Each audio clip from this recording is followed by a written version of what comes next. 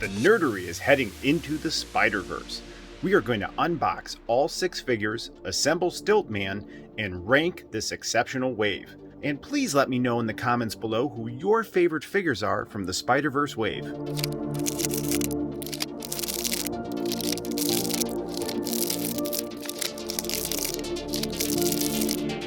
Wow, this Spider-Verse wave is exceptional.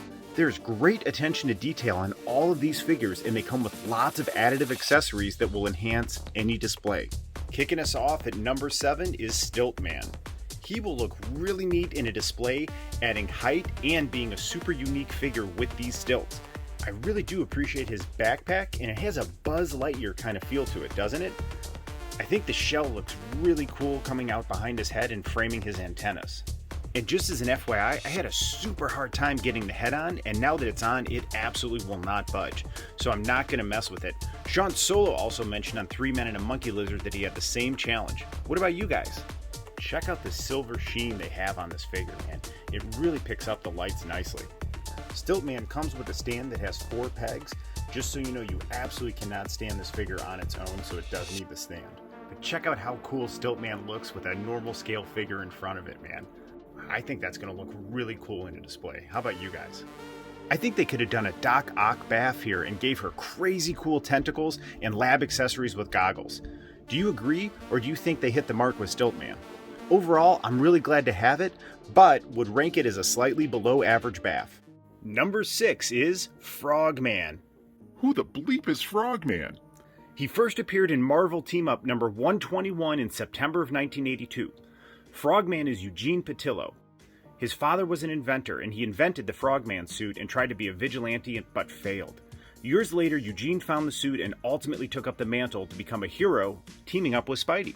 One of the coolest features are these frog feet. Check them out, man! And it does provide lots of posing options, because look at how much balance it gives on the front of the figure there. And these are supercharged coils on the bottom of his feet here, and they allow him to jump 6 stories into the air. It really is effortless to pose him because of those large frog feet. The frog mask is really neat too, man. Check out how the eyes are just a yellowish green, and then you have 2 slits for the nose. And what I think is really cool is they didn't try to make the frog mask his face, right? Where his eyes are in the eye slits, his mouth is in the mouth slit. And when you look closely into the mask, you can see 2 white slits where his eyes are and just the outline of a face peeking out through his mouth, man.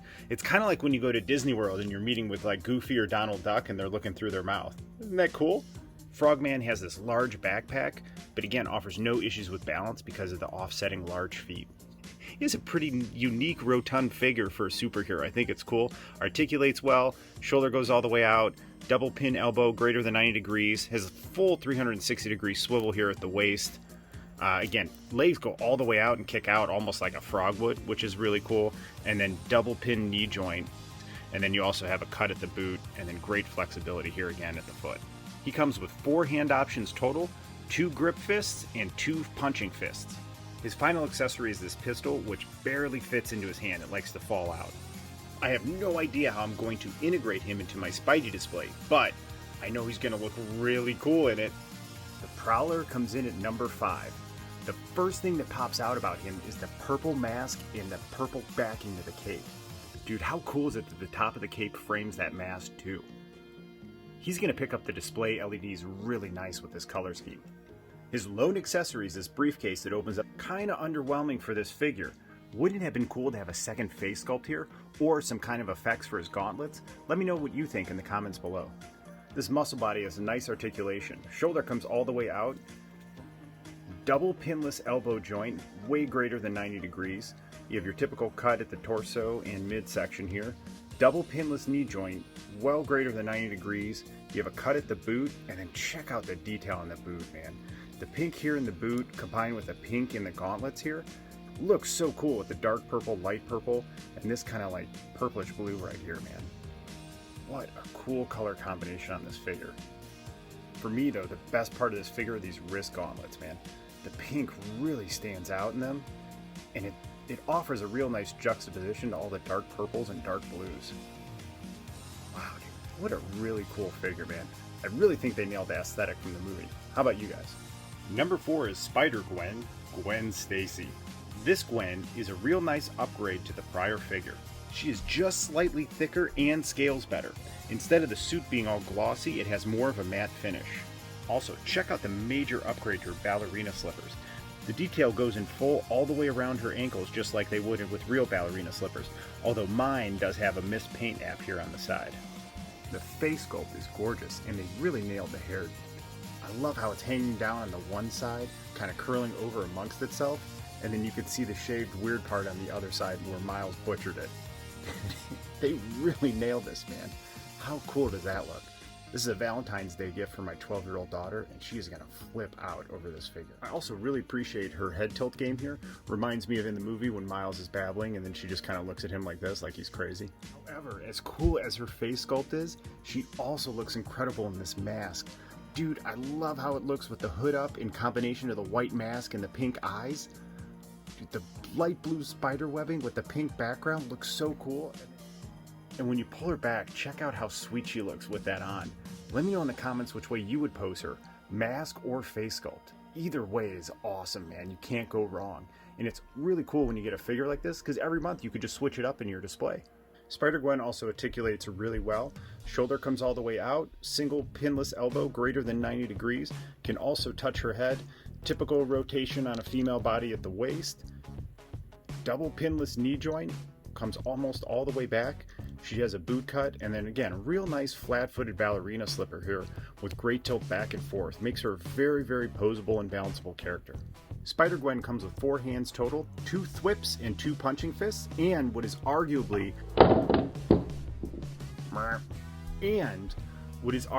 one of the greatest accessories of all time, Peter Porker Spider Ham. Check out how well they scale together, man. Really makes you appreciate the ratio and size of the normal figures to Spider-Ham. Even if you have the original SpiderGwen, I highly recommend picking up this upgrade. Let me know which one you prefer in the comments. Number 3 is Peter B. Parker. I honestly thought this figure would be number 1, but there is one really cool visual aesthetic that also creates a glaring issue for me that knocked him down to 3. Check out how cool these mismatched shoes look, right? It totally fits from the movie, and I love the aesthetic.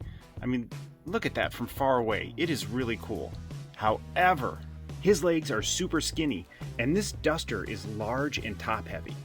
Combine that with the slight ankles and then the mismatched shoes, and he becomes one of the hardest figures I have to pose. Even standing him upright is a chore. He keeps wanting to fall backwards. Other than that, there is plenty to love here. He comes with a spot-on face sculpt. I love the 5 o'clock shadow, a little bit of messed hair. I think they did a great job bringing this animated figure to life. But for me, this mask pulled halfway up with that smirk and eyebrow raised is the only option for me in a display. Combine that with this pop in one hand and I'm done, man. That's all I need to complete the look from the movie. How sweet is that? I think overall my favorite part of the figure is this large duster with the Spidey suit peeking out underneath. Look how sweet that looks covered up. Has great detail with the pockets, button, and look at that, a zipper. They went all out for this wave, man. So cool. Peter B's shoulder comes all the way out. Double pinless elbow bends all the way back and can easily touch his face. Rotation here at the waist. You also have double pinless knee joints that kick all the way back, and you have a cut here right at the ankle. He also comes with 4 additional glove Spidey hands, 2 thwips, and 2 punching fists. Coming in hot at number 2 is the last figure of this wave to arrive, Miles Morales. Dude, I knew Miles would be sweet, but I had no idea how cool he was until I got him out of box. The first thing that stands out to me is this jacket with the hooded sweatshirt over his Spidey uniform. How many Spidey figures do we have that look this distinctive in a display? How cool does the spray painted Spidey look peeking out underneath the hoodie and the coat? And I really appreciate that they did the 2 layers here. They could have hit the easy button and just gone with 1 piece, but they did 2 layers on this mold, and I think it's really additive, and I appreciate the touch. And look, again, you can see the zipper detail. Dude, check out these sweet high tops. These shoes are some of the best I've seen on a Marvel Legends figure. Man, you cannot beat the killer combo of these red and white high tops. Then you have the red Spidey logo peeking out, and then the red in his hoodie underneath, man. Oh, dude, look how cool that looks all together in combination. Man, Hasbro really nailed Miles' face sculpt. I like that kind of innocent, worried expression on his face. And check out his hair, dude. What an exceptional job. Oh, dude, as cool as Miles looked with his normal head sculpt. Dude, look at him in the black mask with the white and red eyes in combination with the coat and hoodie and the Spidey symbol. Oh my god, and then the high tops. Dude, he is so awesome like this. It is so cool that Hasbro gave us not one, but two phenomenal head sculpts on Spidey, as well as SpiderGwen and Peter B. Parker, man. Gives you so many options to change your display up over time. Let me know in the comments below which way you're going to display Miles. Check out how well he scales next to Gwen. He's just a smidge shorter and smaller than her. That is so perfect. Miles is made to pose, man. Articulates well. Shoulder comes all the way out. Pinless single elbow, greater than 90 degrees. Has typical torso cuts, you get crunch and swivel. The design of his leg allows him to kick all the way out and spin around in a 360 degree motion, and then he has double pinless knee joint, comes almost all the way back. There are so many great options for posing Miles in a display. You can have him fighting Prowler, talking to Gwen, or swinging with Peter B. Parker. Hand Ninja wins the top spot and was the easiest decision on this list. Right out of the box, you can tell this figure was next level. I immediately regret only buying one. The color scheme on this figure is really simple, but the blood red, the darker crimson red and black are executed brilliantly. Dude, check out how well they work synergistically together. First thing I thought of was I wanted to see how well he paired with Elektra from the Netflix MCU series. Look how cool they are together, man. This Hand Ninja could easily go between an MCU display or a Marvel Comics display. This figure is going to articulate and pose extremely well. Comes with butterfly shoulder joints that come all the way out. You have a double pin elbow that can touch his face. The torso has a real neat upgraded design. You have a 360 degree swivel on top, and then underneath at the waistline, you also have a hinge, so it gives him 3 different planes of movement. Also comes with a double pin knee joint and boot cut. And do not sleep on this face and hood sculpt. The hood sits on him absolutely perfectly and frames his masked face. Dude, and check out those ethereal eyes that the Hand Ninjas have. That is so cool. Love how this belt sits across his chest. Has great silver detail to it. And it looks really cool hanging off his back as well. He comes with 2 of these axes and then 1 samurai sword. Now I have this great dilemma. Where and how do I pose him in my Spider-Man display? Let me know in the comments below how your Hand Ninja is displayed and what figure from the Spider-Verse wave is your favorite. I really want to acknowledge how well these figures scale together. Starting with Spider-Ham, then going up to Miles, then Gwen, then look how much larger Prowler and Peter B. Parker are, man. I really do enjoy little touches like that. They add infinitely more enjoyment into a display. Please like, subscribe, and ring the bell to join the noble quest of building this action figure collection. See you real soon.